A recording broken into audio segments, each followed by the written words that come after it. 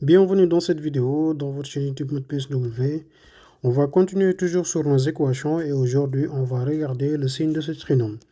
Donc on nous donne deux réels A et B tels que 0 inférieur à A inférieur à B et on considère le trinôme H défini dans R par h de x c'est égal à x au carré moins entre parenthèses la racine carrée de B moins la racine carrée de A multiplié par x plus B moins A.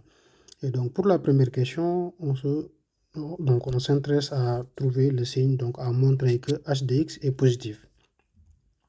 Donc, pour ce faire, pour la première question, donc avant même de regarder la deuxième question, on va s'intéresser d'abord à notre trinôme. C'est-à-dire que on va essayer de calculer le delta si on considérait que cette expression-là est une équation. Donc, on va essayer de calculer le delta de ce trinôme. Donc, on peut regarder la solution ensemble. Donc ici, on sait que le delta, ce n'est rien d'autre que la racine carrée de B moins la racine carrée de A, le tout au carré, c'est-à-dire B au carré, moins 4 multiplié par A fois C, donc moins 4 multiplié par B, B moins A. Et donc ainsi, en continuant donc la résolution, on peut développer cette expression. On va réécrire ici donc notre expression. Moins A, le tout au carré, moins 4 multiplié par B, moins A. Mais, soit on a deux possibilités, de développer cette expression ou bien de regarder quelle transformation peut-on appliquer sur le B moins A en fonction de ce qu'on a ici. Donc, pour pouvoir penser à faire une factorisation. Il ne faut pas oublier une condition qu'on nous a donnée sur A et B, c'est-à-dire que A et B sont tous les deux positifs et que A est inférieur à B. Cela veut dire qu'on peut ici donc utiliser la racine carrée pour pouvoir maintenant avoir une expression sous cette forme-là. C'est-à-dire qu'ici, en réécrivant notre expression, on aura la racine carrée de B moins la racine carrée de A, le tout au carré, moins 4. Donc ici, le B moins A, on va l'écrire sous la forme de racine de B moins la racine carrée de A, multiplié par la racine carrée de B plus la racine carrée de A. C'est-à-dire qu'ici, on a A, c'est comme si on avait A au carré moins B au carré, comme si on a factorisé par les racines, en quelque sorte. Donc ici, on trouve ce qu'on appelle un facteur commun, donc qui est la racine de B, en fait la racine carrée de B moins la racine carrée de A. Donc on peut le mettre en facteur ici, on a la racine carrée de B moins la racine carrée de A. Maintenant, facteur 2, on ouvre les crochets, et donc ici, il va nous rester, parce que factoriser revient à diviser par le facteur commun, ou bien l'expression qu'on a identifiée. Donc en divisant par l'expression qu'on a identifiée, il nous reste ici un terme, puisque c'était au carré. Et là, il va nous rester le 4 multiplié par la racine carrée de B moins la racine carrée plus la racine carrée de A. Donc ainsi, il est beaucoup plus simple de simplifier ce qui est à l'intérieur de ce crochet que de faire ici le développement, puisqu'on aurait un 2 multiplié par la racine carrée de A fois B et on ne saura pas comment se déplacer facilement. Ou bien ça va alourdir les calculs. Donc là, en simplifiant ce qui est à l'intérieur du crochet, donc naturellement ici on va multiplier par moins 4b et ici aussi par moins 4 racines de b par moins 4 racines de a. Donc ici on a b moins 4 racines de b, ça va nous donner donc moins 3 racines de b, moins 3 racines de b et moins 4 moins racine de a moins 4 racines de a, ça va nous donner 5 racines de a. Donc ici aussi, on aura moins 5 multiplié par la racine carrée de a. Donc là, on pourra factoriser par le signe moins devant pour montrer que ce qui est à l'intérieur sera donc une addition de 2 racines multiplié par 3 racines de b, maintenant plus 5 racines de a. Donc ici, on peut réécrire l'expression en rentrant le signe moins dans, dans le premier terme. Donc on aura racine de b, racine de a du moins racine de b, facteur de 3, racine de b plus 5 racine de a. Arrivé à cette étape maintenant, on va discuter suivant donc la fonction à tout x donc qu'on associe la racine carrée d'x, c'est-à-dire pour savoir quand est-ce que ce terme-là est positif ou négatif. Donc là, on sait que c'est positif, là c'est gagné, puisqu'on a la somme de deux réels positifs, puisque comme on utilise, en fait, on sait que A et B sont positifs, donc on a la somme de deux réels positifs. Et maintenant, on va essayer de regarder à ce point-là, en fait, quel serait le signe de cette expression. Donc ici, on sait que la fonction racine carrée, donc c'est une fonction strictement croissante sur l'intervalle 0 plus l'infini. Ça veut dire que sur l'intervalle 0 plus l'infini, cette fonction, elle est strictement croissante. Et donc, il en résulte, comme on sait que par hypothèse, on nous a dit que 0 est inférieur à A qui est inférieur à B, ceci entraîne quoi? Ceci entraîne que la racine carrée de A, il sera inférieur à la racine carrée de B. Cela veut dire quoi? Cela veut dire que racine de A moins la racine de B, il sera négatif. Donc, le terme qu'on a ici, le premier terme qu'on a ici est négatif, multiplié par un terme positif. Donc, ici, ce que veut dire que notre delta, le delta qu'on a calculé est négatif. D'accord, le delta de ce trinôme-là.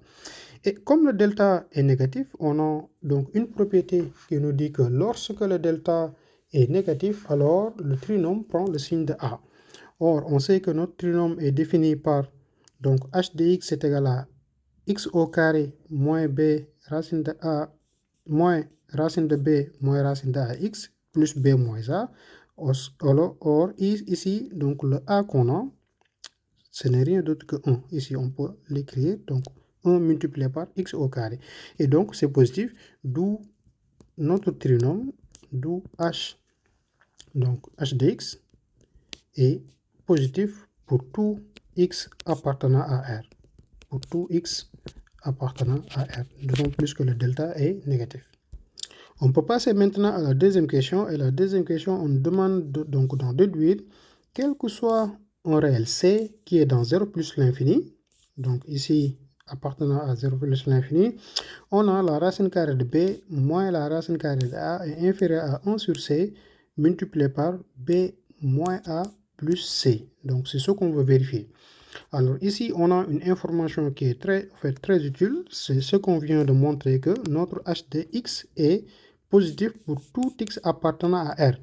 Donc, en particulier pour C, donc, qui appartient à l'intervalle 0 plus l'infini par hypothèse, alors on sait que C aussi appartient à R, puisque cet intervalle-là, il est inclus dans l'ensemble R.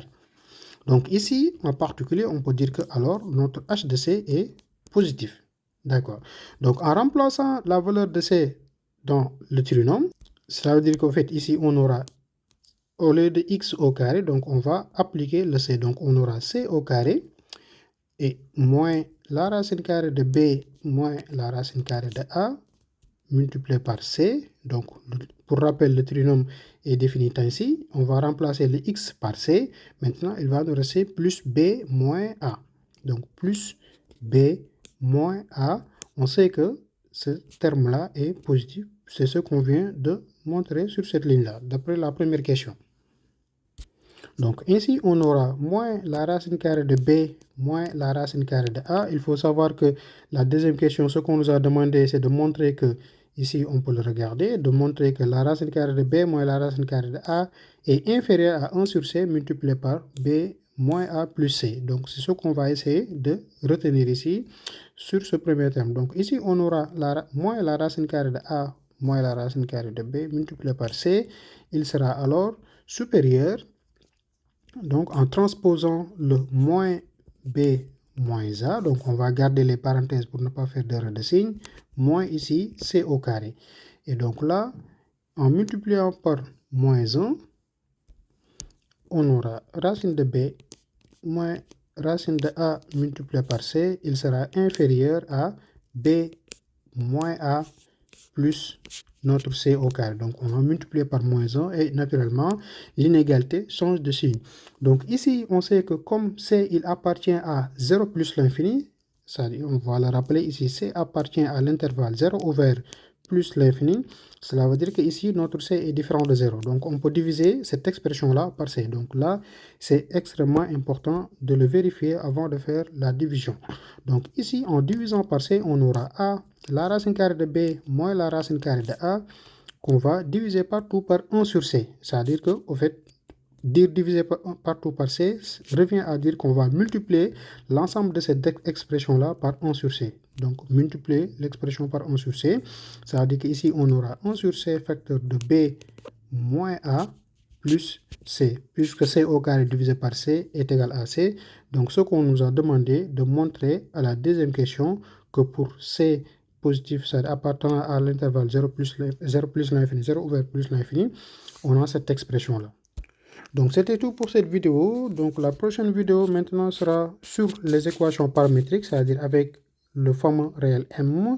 Et donc, on va commencer avec des équations simples et plus tard, donc, on va essayer de complexifier les équations que vous aurez au fait, peut-être que vous aurez au fait à voir cette année.